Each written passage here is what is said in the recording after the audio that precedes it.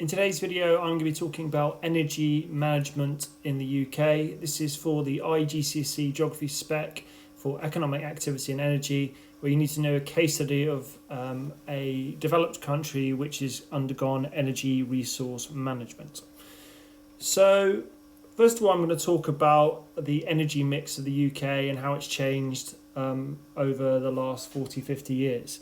So back in the 80s, there was quite a high reliance on coal, but since then, that has changed quite a lot. So 34% coal, 38% oil. If we look now at 2020, we can see that coal has reduced massively.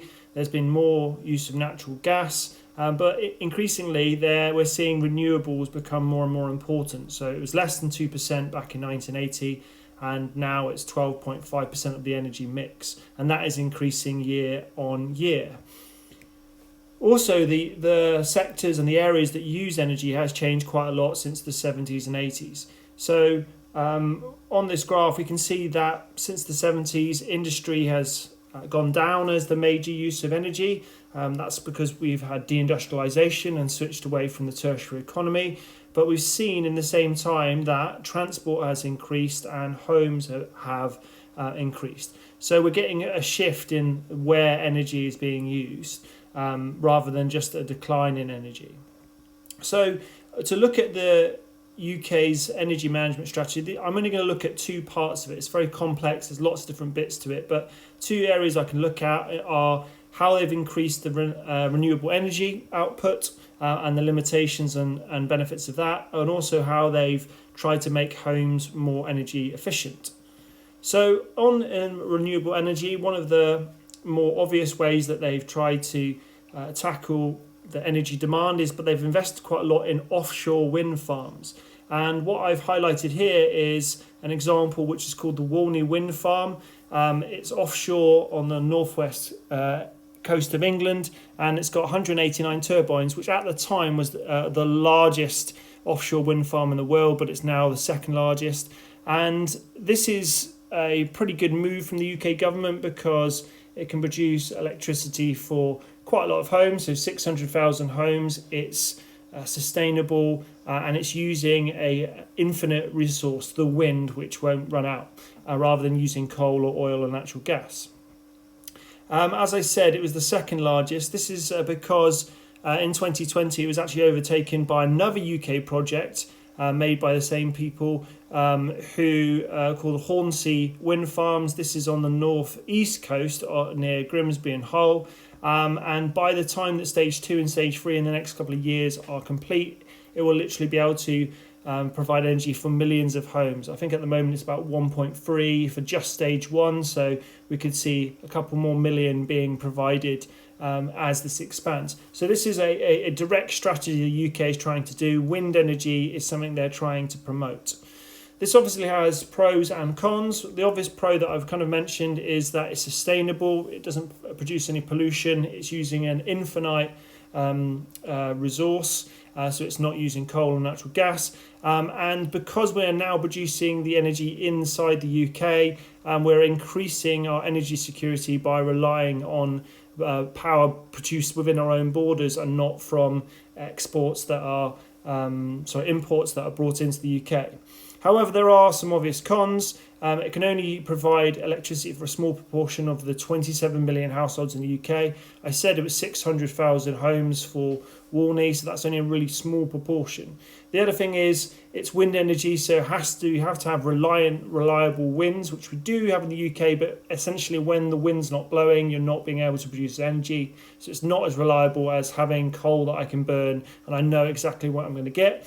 And it's still quite expensive to be able to construct and maintain. Walney cost 1 billion, and for the amount of homes that's producing energy for, that's still quite expensive. So we looked at renewable. I'm now going to look at the other element, which is about how making homes more energy efficient.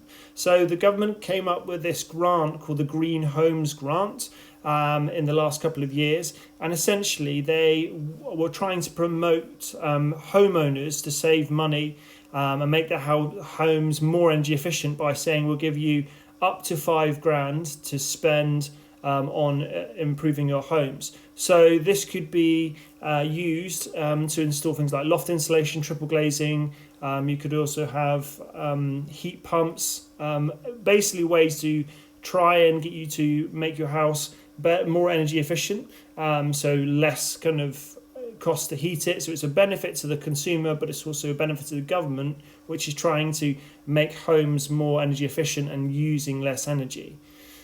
So because it was a grant, what was good, that it allowed normal people to make efficiency improvements without having to spend their own money. They didn't have to pay the money back. Once they'd made those improvements, they could actually save money on their bills because you're losing less energy. And for the government, it was beneficial because it reduced energy use. The major problem with this is that they actually cut the scheme after just 2 years. So it didn't really go on for a long enough time to be successful.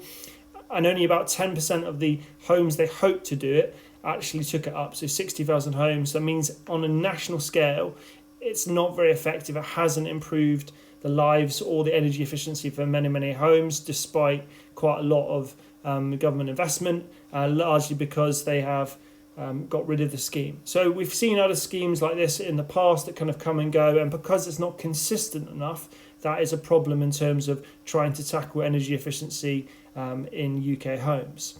So kind of in balance, we can say that the UK has made some improvements and that more of its energy is used from renewables. They said that 2020 was the greenest year on record for Britain in terms of using renewable energy. However, because we're switching to less reliable non-renewables, we could lead to an energy gap in the future. So we could get a kind of energy security crisis potentially. And the kind of obvious thing is still that the UK is still reliant on importing lots of energy. So natural gas and oil coming from Norway to meet its needs. Up to 40% of the energy that we need in the UK is being imported from abroad. And if I look back in the 2000s, we were actually exporting energy. So there's been quite a shift in the last 20 odd years. So at the moment, the government is can't just rely on things like wind technology. So it's looking to pursue options like nuclear at the moment, which has, again, long-term sustainability problems with it, even though it can be relatively clean when it's getting rid of the nuclear waste. So there's problems with that. So this is an overview of the UK energy management strategy and the limitations and benefits of the schemes involved.